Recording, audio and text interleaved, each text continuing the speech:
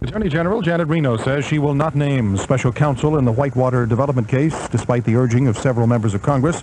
But Reno assures, I'm going to try to make sure that this investigation is conducted the right way according to the evidence and the law. Reno laments that Congress has not renewed the law that would allow a judge to name a special counsel, says the letter of the law now makes her, quote, damned if she does and damned if she does not name one. Volkswagen is trying to merge old and new, unveiling what it calls Concept 1 at the North American International Auto Show in Detroit. The car looks a lot like the classic VW Beetle. Maria Leonhauser of VW says that the car, still on the drawing board, includes dual airbags and anti-lock brakes. I think people loved the Beetle. It was endearing, and it actually, it became part of the family. It wasn't just a car. You know, it was something that people grew very attached to. Leonhauser says that VW will look into an initial response to the Concept 1 before deciding whether to produce the car and market it. No prediction when or if that might happen. A Baptist preacher is facing criminal charges in Scram City, Illinois, for allegedly taking an 8-year-old boy from a church pew and throwing him 6 feet. Anthony Dieringer said he was just demonstrating how God will throw the devil into hell. Nobody went to the child's rescue at the time, assuming he was not injured. Wall Street, Dow Jones Industrials now up 5.90 at 3804.75, volume 218 million shares. This is ABC News. Would you buy a pair of shoes without trying them on, or a car without driving it? Then why buy a vacuum on blind faith? Hi, I'm David Orrick, maker of the 8-pound Orrick XL Hotel Vac. And if you call the factory, 1-800-989-4200, you can try out my legendary Hotel Vac in your home absolutely free for 15 days with no obligation. The best part is it weighs only 8 pounds, yet it outcleans vacs weighing 40 pounds. For a free brochure, call 1-800-989-4200. For the ABC Information Network, I'm Gary Nunn. Save more in 94 at Kleiners during their 2-for-1 sale. It's the January clearance. Buy one item at regular price and get the second item at the same price range absolutely free. All fall and winter ladies sportswear 2-for-1. Warm robes and gowns 2-for-1. Shoes and boots 2-for-1 and more. Save 40% on leather jackets. Save 40% on all weather coats and all winter coats, short and long. Save now. More in 94 at Kleiners, East Ash Street and the Wayne Plaza in Goldsboro.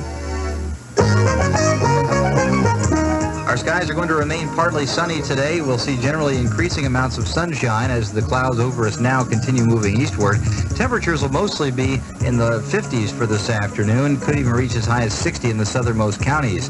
Tonight, partly cloudy, lows in the low to mid-40s. Tomorrow, increasing clouds, a chance of showers developing late in the day. Highs tomorrow in the 60s. I'm Bill Schmidt at the Weather Center. WGBR.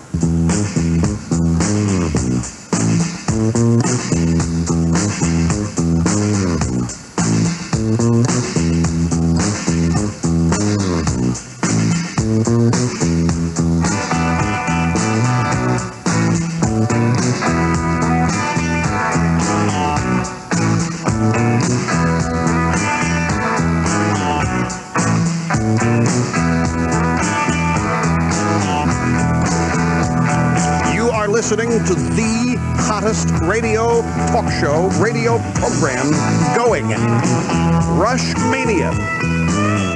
The Excellence in Broadcasting Network and another hour of broadcast excellence is dead ahead. Glad you are with us. This is a special edition of the Rush Limbaugh program, America Held Hostage. And now, from our studios in New York City, here is Rush Limbaugh. Counting the days of the raw deal. Not the new deal, the raw deal. The Clinton presidency. Day 352 today for the poor and middle class out there. It's a 371st day of the raw deal for the rich and the dead.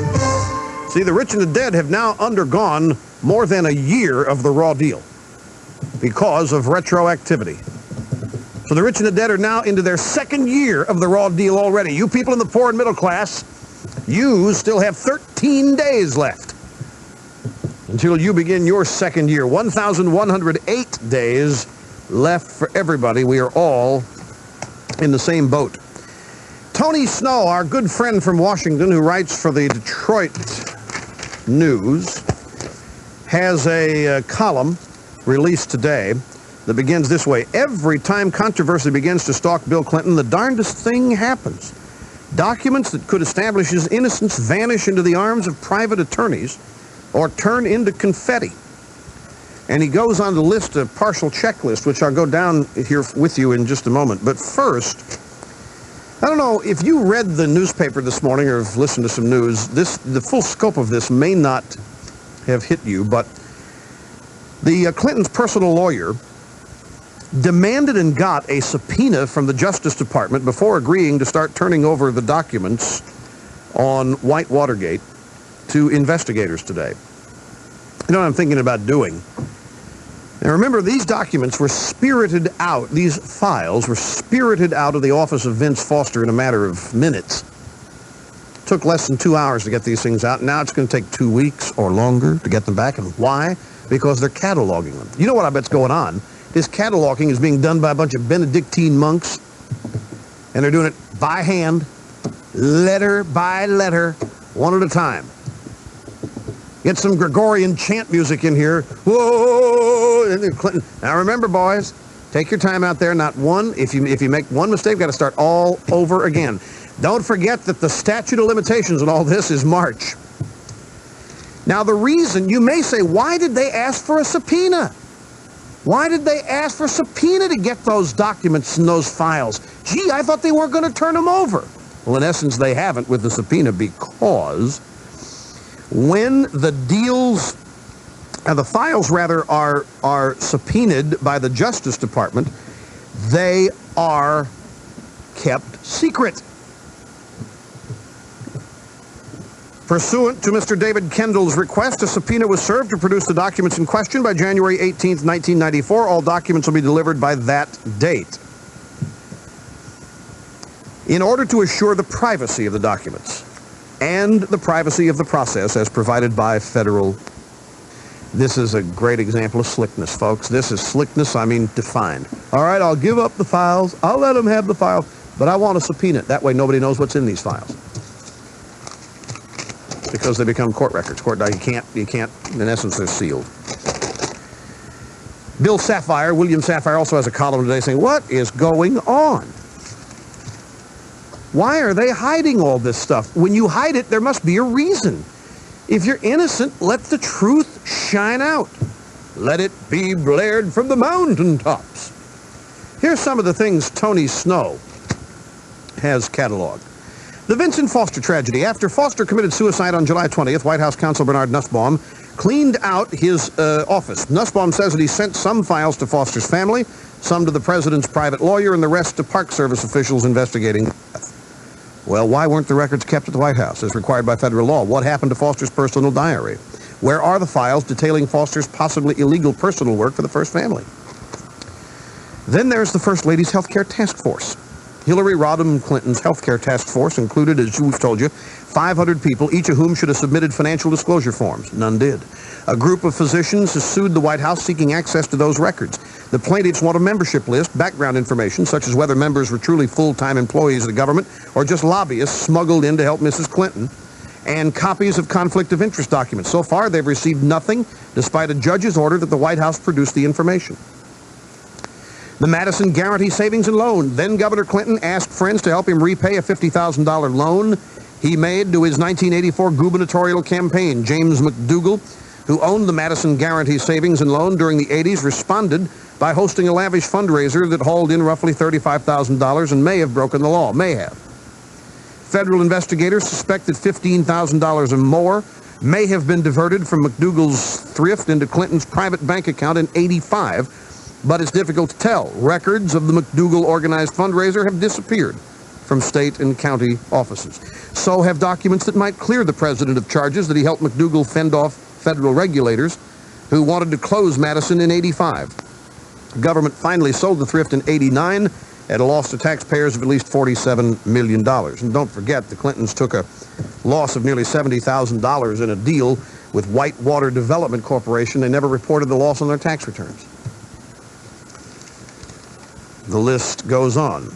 Routine White House operations. The White House regularly rejects congressional requests for such basic information as the number of people on the president's staff, which White House employees have received security clearances and all that.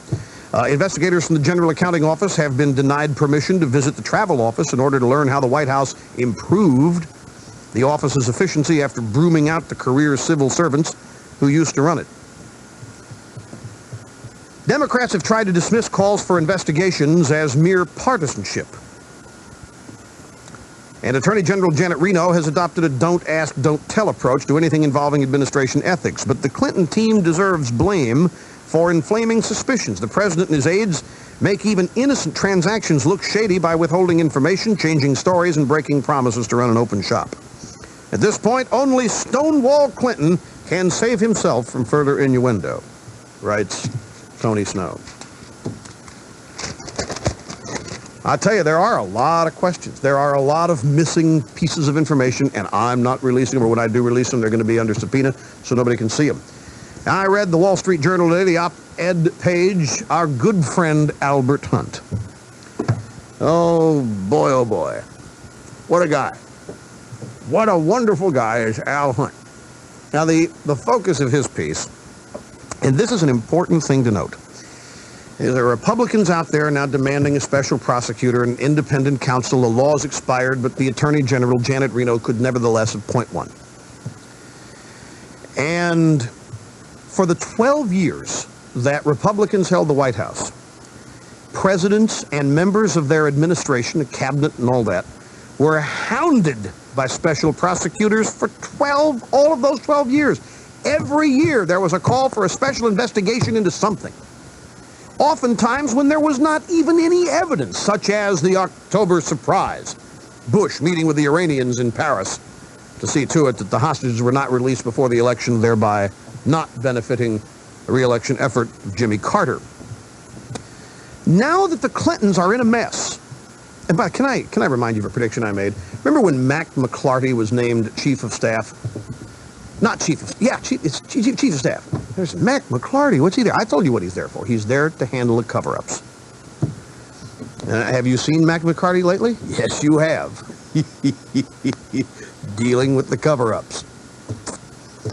Now the Clintons are in the mess, and there are a multitude of messes here. Travelgate's a big deal, I think, because of the involvement of the FBI and the Justice Department from the White House. There's also this mess. I think that healthcare task force, I think the whole question of the First Lady is still up for grabs. The jury's still out on that because she has no accountability. She's taken no oath. She's been elected to nothing. It's not to say she's not smart. She probably is the smartest woman that's ever lived. I think that she may indeed have the highest IQ of any woman who ever walked this earth, okay? But still, she's accountable to nobody for anything, and she goes up there and testifies on this health care plan, and all these congressmen swoon, say we have to respect her stature. What stature? It's her ideas that ought to be debated, discussed, probed. But she's getting a free ride, and I tell you, had it been a Republican that put together a 500-member commission and nobody knew who, how, what, when, where, why, you think it would... I mean, as Bob Dole has said, if a Republican were in the White House and all this stuff had happened, there'd be 6 congressional investigations going on during the recess. They wouldn't even wait for Congress to come back.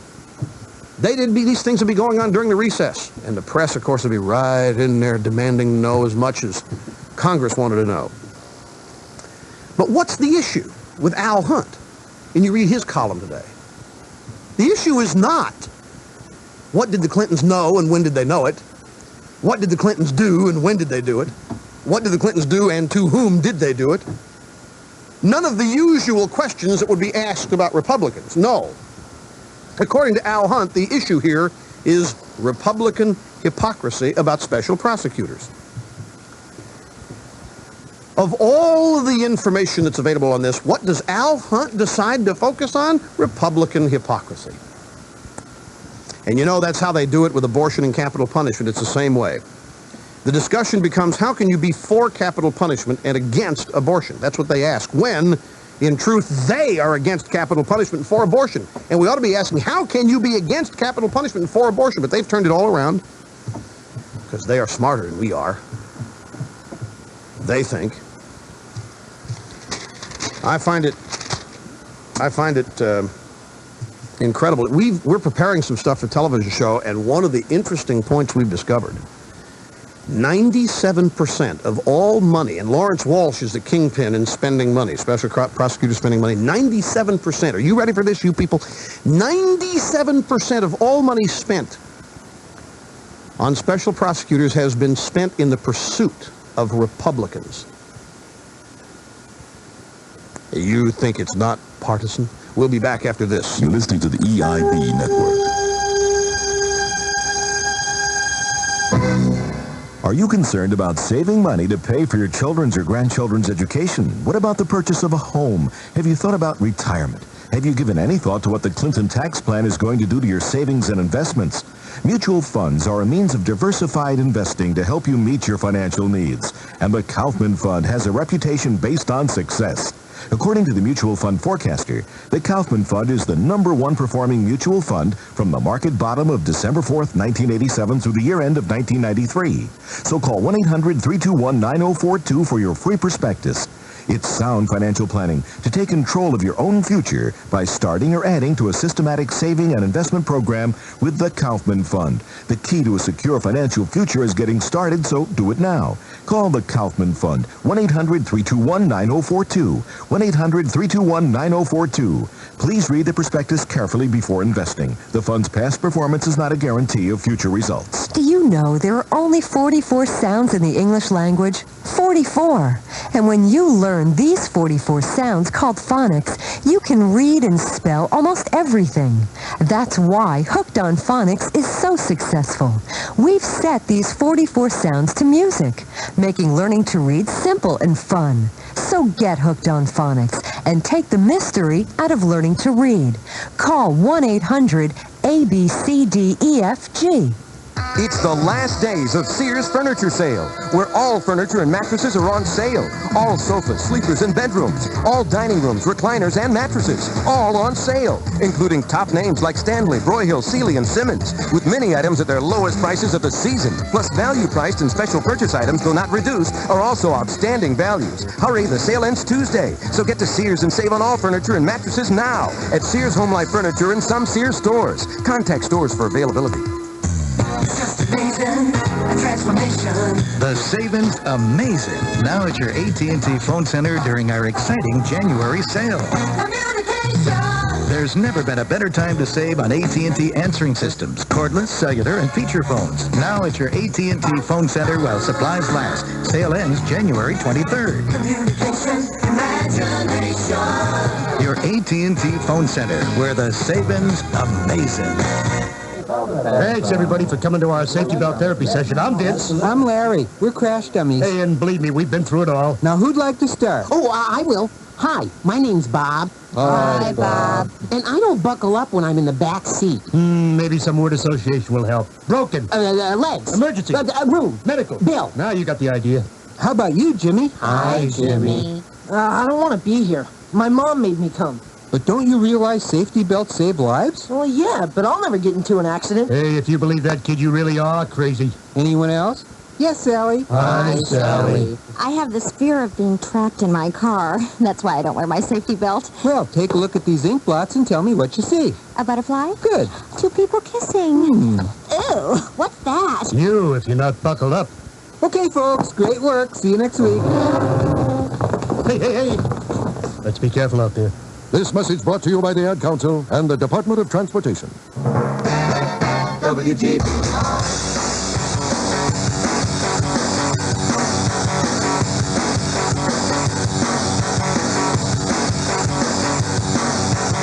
Defending the institutions that make this country great.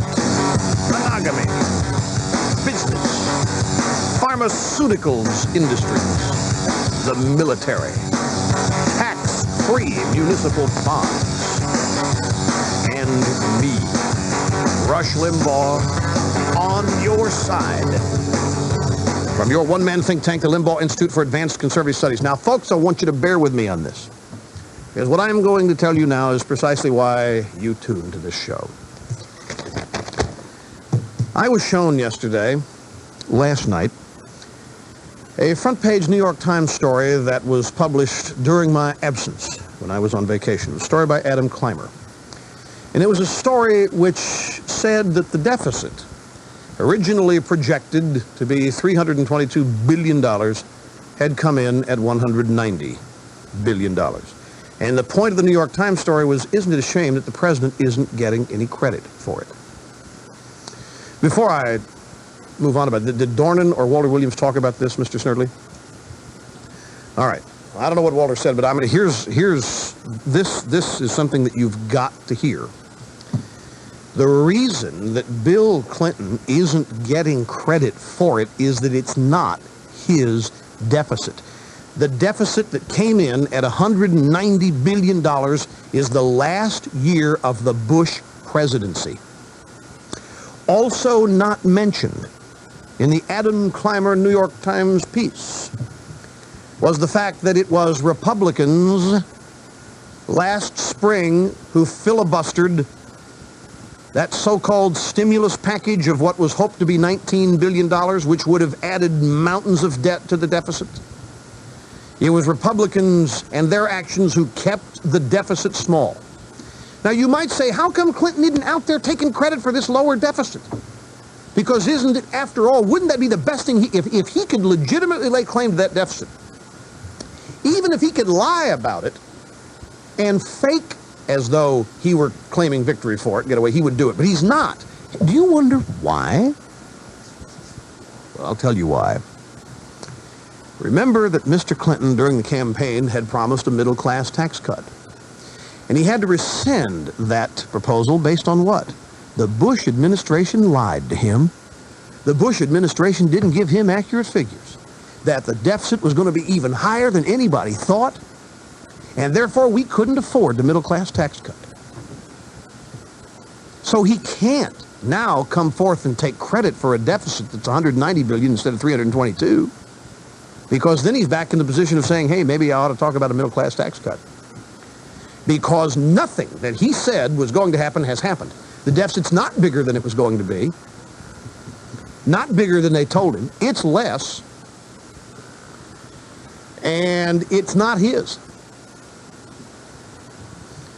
So, and the reason why this was brought to my attention is because somebody called me last night and said, Rush, you know, you have that bet. You offered that bet of $1 million to the Democrats. The deficit would be higher after Clinton took office. And have you seen that? That's way, way low. And I said, yeah, and I'm telling you, there isn't one, at the time, last year, not one Clinton economic policy had yet been implemented. There is not one bit of economic news that Bill Clinton can claim credit for, or that Bill Clinton can be given credit for, folks. The clock starts ticking January 1st this year. This is what you have to watch. I am being interviewed for a long profile in one of my all-time favorite magazines, Cigar Aficionado. And I sat for this interview, a lengthy sit, last night after taping a wonderful TV show. And the reporter said, are you ever wrong about stuff? I said, sometimes. Because you have this accuracy rating bit that you go through. What are the things you can remember you've been most wrong about? And I said, well, I don't remember anything I'm wrong about, because when I'm wrong, I correct it. So I wiped the slate clean. I don't remember, because I'm not wrong. I correct mistakes. I always end up being right. I'm not trying to be funny with that. I always try to get the right information out there. It's just that simple. So I can't remember. He said, is there anything that you... I said, well, let me tell you something, sir. I spent all of 1992, and you people who were with us during 92 will remember this, I spent all of 1992 warning the American people that the Clinton economic plan was going to lead to major, major economic slowdown. And yet, if you read the papers today, you see nothing but tremendous economic news. You see nothing but all the economic indicators going through the roof. Stock market, they're even talking about a little inflation coming back. And he said, well, you think you were wrong about it? And I said, no, I don't think I'm wrong about it. It's going to be easy for a lot of people to say, Rush, you really blew that. Look at the economy. It's just coming back. It's gangbusters. I said, no, I'm not wrong about it. My bet had to do with 1995 or later. And I've always said that the implementation of the Clinton economic plan was going to take a long time to manifest itself. Because the way it's going to manifest itself, let me put it to you this way. We've had a lot of job losses in this brilliant recovery. 616,000 jobs have been lost, and they're white-collar jobs. That means they've been laid off from Fortune 500 companies, big business. Yet employment is going up. Unemployment's going down a little bit. So who's doing the hiring? Small business, right? If it weren't for small business, the employment rate would be sky high in this country. And guess who is going to get hit the most by this new tax plan that went into effect 6 days ago? Small business. Now, it's not going to happen immediately. April 15th, when they see retroactivity bills and all that, it's going to be a major panic. When they find out they're paying Medicare on every dollar they earn, not just the first $135,000, which is not much for a business with the cash flow and everything. And when they see a number of other hidden, like the marriage tax, you people wait till you see, then the way it'll manifest itself will be less hiring by small business, which is where the job creation in this country is. So no, I'm not wrong about it at all. No country's ever taxed itself into prosperity, and Bill Clinton's not going to be the first human being to pull that off.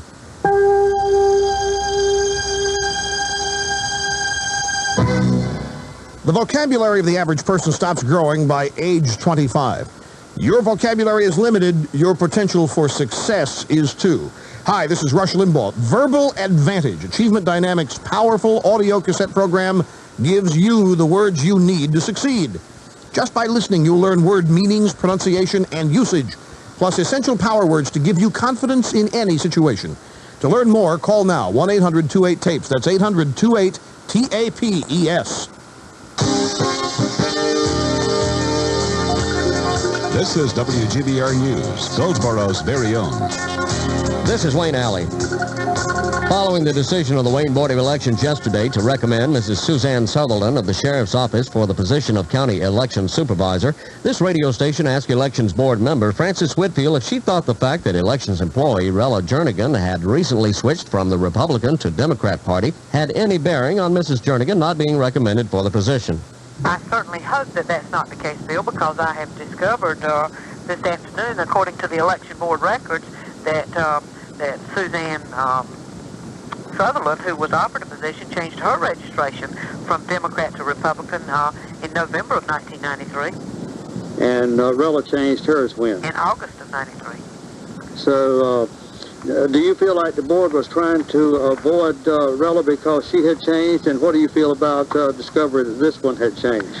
Well, I was quite surprised that she had changed just 30 days prior to applying for the position, but I guess it just goes a little further to say that if you want a job with the Wayne County government, you've got to be a Democrat, and people are advising the applicants, if you want to work for the county, you've got to change your registration. Wayne Board of Elections member Frances Whitfield. The report card on student performance issued yesterday by the state showed Wayne County students had made gains in all areas except writing, and that special emphasis needs to be placed on writing and mathematics. A switch in testing may have figured in the decline in writing scores. The state did not provide a means for comparing scores and did not grade on par, or above or below par, this report period. School officials viewed the results as having placed Wayne students at state average or thereabouts. Dr. Charles Rivers assessed the report on the basis of the local school system having been graded at just below par in the previous report. If I were to make a judgment, I would say that we are on par with the state averages, except in the one area, that area would be the writing scores. We were slightly below par in the past, so given the numberings that we have here, we're thinking that we are gaining this par in relationship to the average scores in the state. Still nothing to really brag about, but we are proud of the effort that we can say we're at average with the state scores. Dr. Charles Rivers. The Weather Center forecast up next. For WGBR, I'm Wayne Alley. Our skies are going to remain partly sunny today. We'll see generally increasing amounts of sunshine as the clouds over us now continue moving eastward. Temperatures will mostly be in the 50s for this afternoon. Could even reach as high as 60 in the southernmost counties. Tonight, partly cloudy, lows in the low to mid 40s. Tomorrow, increasing clouds, a chance of showers developing late in the day. Highs tomorrow in the 60s. I'm Bill Schmidt at the Weather Center. Always on the right. This is Rush Limbaugh on Goldsboro's very own WGBR.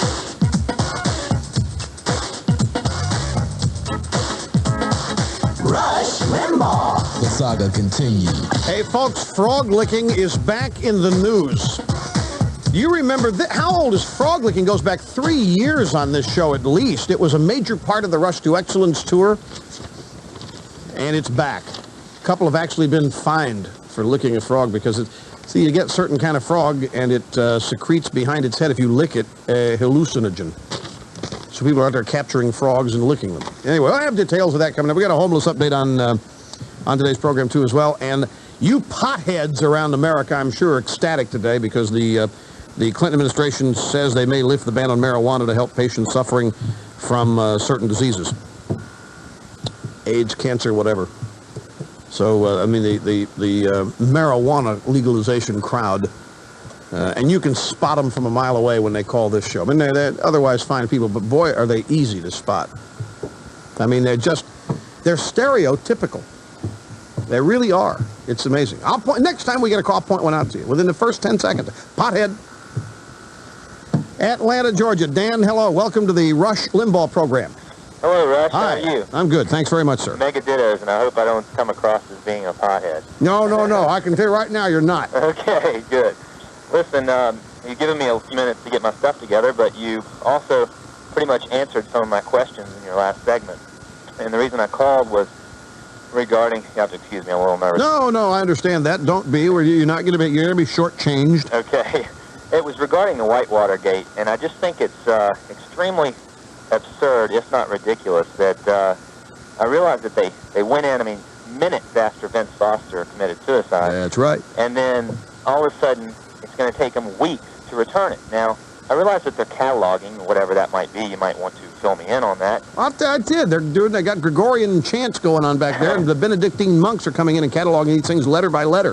They're rewriting them by hand. Most people use copy machines. I think you just said it right there. It's rewriting is what I might gather, and it seems to me that the way I was raised, if you're not guilty about something, what's the sense in hiding it? The first thing to do is deny it and put forth the material. Seems to me by hiding this stuff. You know what? There's something going on here that I haven't heard anybody say. And some I'm sure has. I just haven't heard it. Obstruction of justice. Where have you heard those 2 words or 3 words? Nixon, obstruction of justice, obstruction. Isn't that part of what's going on here? Maybe. I think so. I think if anything, it's cover up comes to me.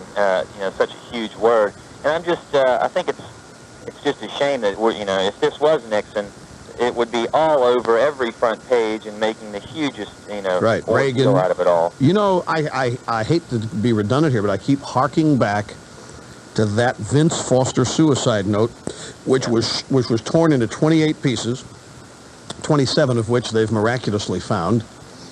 There's one piece missing, and there's this line in there that says, "No one will believe in the innocence of the Clintons and their loyal staff." Now, that could mean a number of things. It could mean that whatever it is that Vince Foster's talking about looks so bad for the Clintons that everybody's going to assume that they're guilty of it, when in fact they may have been guilty of nothing. And Foster's lament may be, in that little passage, that it looks really bad for him, but nobody's going to believe it, and he feels terrible. And maybe he's the one who really did some stuff wrong, and that's why he committed suicide. There's still questions about why he did it. And don't forget this. What was, and I hope you people don't forget this. When Vince Foster committed suicide, what happened in Washington? Do you remember, Dan? What happened to Vince Foster? No. After he committed suicide, do you remember what happened when it was a 1-week orgy of why? You remember what it was? The stress of the job. It was the press. Remember, the press was they were on all their own shows. Maybe we're just getting too mean in this town. Maybe we're just probing a little too deeply. Remember, the press went through this they beat themselves up. Mm-hmm. And it was all the press killed Vince Foster. Right. Well, and that's not it. There's a reason that we still don't know. It had nothing to do with Travelgate, I don't think. I think it had to do with this or maybe something else that has yet to come to light. But that one little passage in there, no one will believe in the innocence of the Clintons or their loyal staff. Right. I just have one other thing to say, and I think you can only imagine what else might be in there if they're taking this kind of time. It may go beyond the Clintons and everything else. It's just, it's a shame. And I wanted to ask you if you do one thing for me.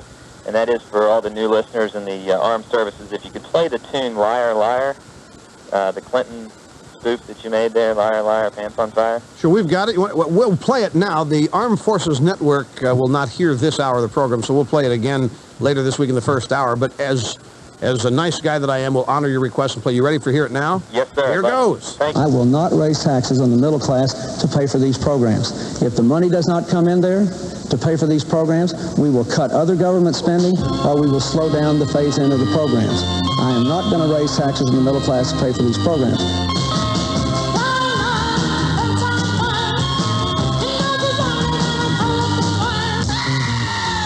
I will not raise taxes on the middle class to pay for these programs. I am not going to raise taxes on the middle class to pay for these programs. Marriage tax. Marriage tax. Wait till you see it.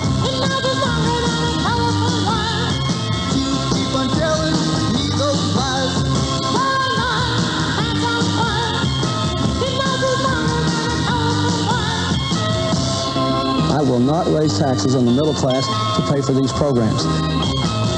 And to Cincinnati we go next. Mary, hello. Welcome to the Rush Limbaugh program. Good afternoon. Hi. This call is prompted by total frustration. Is there anything this Republican Party can do? Can Dole do anything to see that a special counsel is appointed, given the fact that the Democrats are in control? There'll be one appointed. How? There will. Pressure. It's going to happen. The Clintons are begging for it by keeping all this stuff secret. They could get rid of this in a day if they would. No. There's going to be one. Mark my word.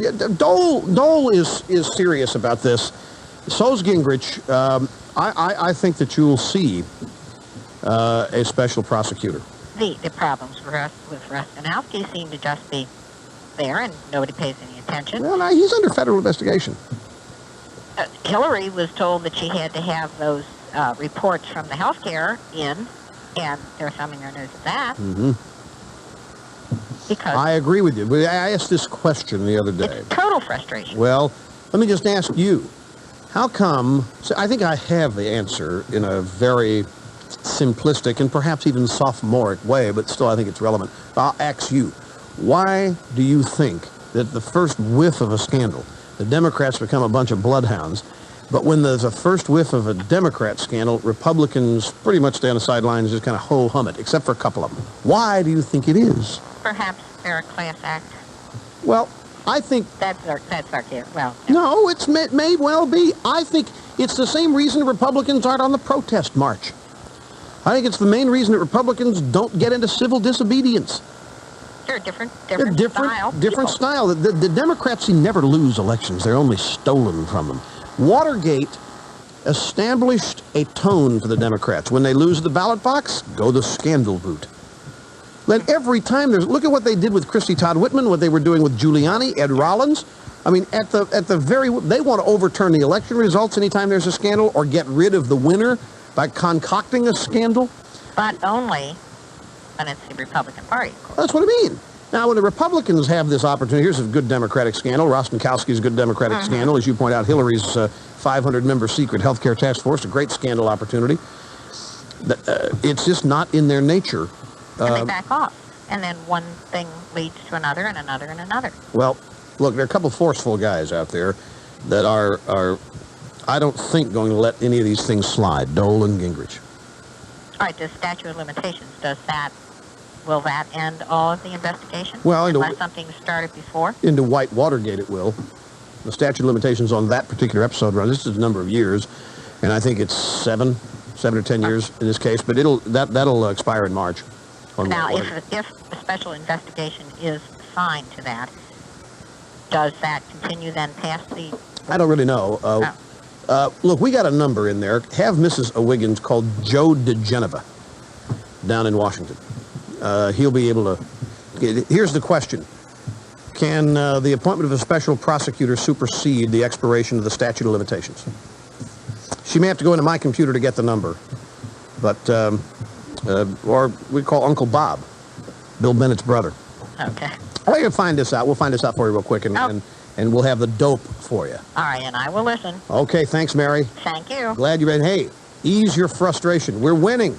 Oh. We're winning, Mayor. I hope you're right. We're winning. Well, we got an opportunity to gain ground at least, so. And in my youth, I was a Democrat. Isn't that terrible? No, it's a marvelous thing that you've grown up. Yes, I have. Thank you. All right. See you later. You're listening to the EIB Network. Okay, folks, my good friends at CompuServe have announced some additions to their basic service package. As you know, CompuServe continues to offer the most competitive and valuable set of services for a flat fee of any general online information service. The standard pricing plan of $8.95 a month includes 47 basic services, such as news, weather, consumer reports, stock quotes, Associated Press, Roger Ebert's movie reviews, and both the Easy Saber and WorldSpan travel reservation service. You can make airline reservations there. Now, they've added some new things, including the American Heritage Dictionary is now online, Consumer Reports Complete Drug Reference now online, soap opera summaries, and the Hollywood Hotline now all online. And if you sign up for the standard pricing plan, you will receive reduced rates to explore other services that are charged by the hour. $8.95 for unlimited connect time access to 47 basic services. 1-800-621-1253.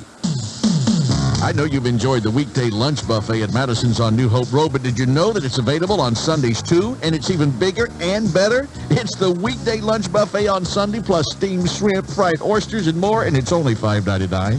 What a treat! 5 to 7 vegetables and meats, a salad bar and dessert, plus shrimp and oysters. And now that famous Madison Surf and Turf buffet you've heard so much about is available Sundays beginning at 5 p.m. My mouth's watering just telling you about it. You owe it to yourself and your family to dine at Madison's New Hope Road, Goldsboro. Alex Ortiz for Shriners Hospitals. And my boy was slowly losing the use of his leg. And I went to several national organizations, and they all turned me down. To this day, I thank the Lord for Shriners. I see them in the parade, and I get a lump in my throat. And I feel like saluting the entire organization. These people are so caring. Their staff at the hospital is unequal to any I've ever seen. I don't care if you're black, brown, born in Mexico or in Africa. They don't ask where you're from.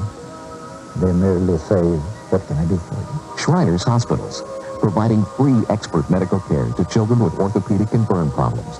For information, call 1-800-237-5055.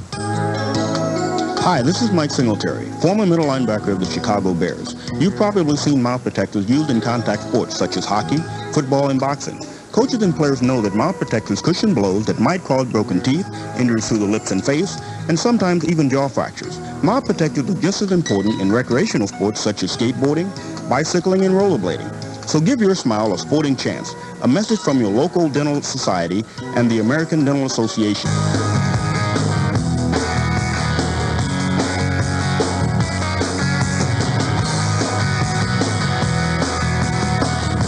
For a station list, picture, or to leave your comment, call 1-900-884-RUSH. That's 1-900-884-RUSH. The call is 99 cents a minute. What a deal, too. Hardly anything. Once again, congratulations to my friend Bill Bennett, whose book, The Book of Virtues, is #1 on the New York Times bestseller nonfiction list beginning on Sunday, January 16th.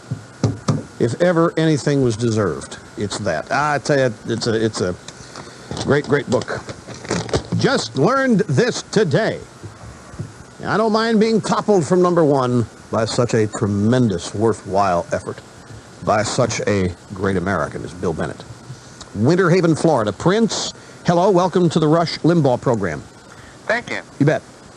Rush, first I want to ask you got your boots on? Do I have my boots on? Yeah. So I know what that question means. That means that I'm fixing to ask you some questions. I'm coming at you. Go ahead. Number one, I was going to talk about stereotyping people, but I'm not going to talk about stereotyping people. What I want to ask you is, in the past 12 years, what have the Republicans done that was so great compared to the 1 year that President Clinton has been in office? Oh, come on. I can't believe you're asking. Explain that to me. Have you ever heard of economic prosperity? Have you ever heard of 20 million new jobs? Have you ever heard of 96 consecutive months of incomparable economic growth? Have you ever heard of the defeat of communism? Have you ever heard of the return to world-class status of the U.S. military? All the things that Democrats tore down and ripped to shreds in the 4 previous years? Okay, now I want to ask you a question. Yeah. Why is it that the poor people in the poor black communities don't feel the impact of that? Because they're still without the job. Because the people who are in the positions of influencing those people are sending them down the path of poverty every day. The opportunities are there, and people like Ronald Reagan, George Bush, and everybody else wanted as many Americans to access those opportunities as possible. But when you have the story like I had yesterday from the New York Times, a 17-year-old high school girl in Harlem who says, English is not my language, America is not my country, who's filling their heads full of that nonsense? It's not George Bush and Ronald Reagan or Rush Limbaugh or Nate Siegel. And I'm sure that it's not President Clinton. I would suggest to you that President Clinton's policies, like he's talking welfare, the biggest problem, the biggest thing, the wrongest thing that's ever happened is the welfare state. It has imprisoned people. It's enslaved them. And everybody who avoids the welfare state in this country does pretty well. Immigrants I'm talking about. Now, as far as immigrants avoiding welfare states,